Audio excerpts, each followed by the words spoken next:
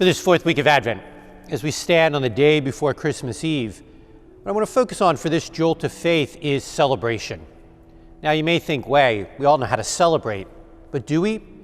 Because tomorrow we celebrate the great feast of our Lord's Nativity. But celebration is more than what our society and our culture reminds us of.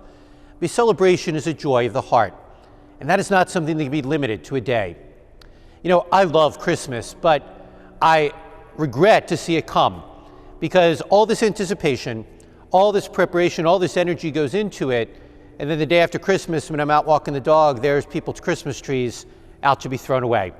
On December 26th, they think it's all over, but it's just begun.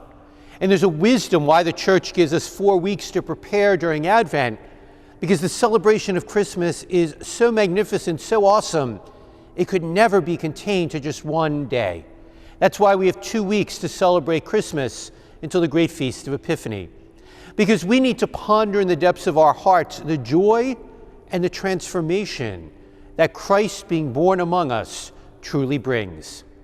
So the Jolt of Faith this week is don't fall into the false narrative of the world around us, that it all ends on December 25th, but instead celebrate Christ's birth for the full season of Christmas. We've been preparing to celebrate something phenomenal. We can't do that in just one day. We need time, we need days, we need a season, the Christmas season, to celebrate and to comprehend the great gift of God coming among us. Because my friends, Christmas brings such joy into our lives and into our hearts each year because it's a reminder that we're never alone. Emmanuel, God is with us. And no matter how scary, how uncertain, or how difficult life may be, that never changes. Take time this year to contemplate that mystery. Take time this year to celebrate Christmas in its entirety.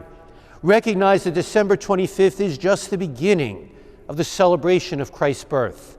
Because if we really take the time and energy to celebrate Jesus' birth, then he can live with us throughout the rest of the year.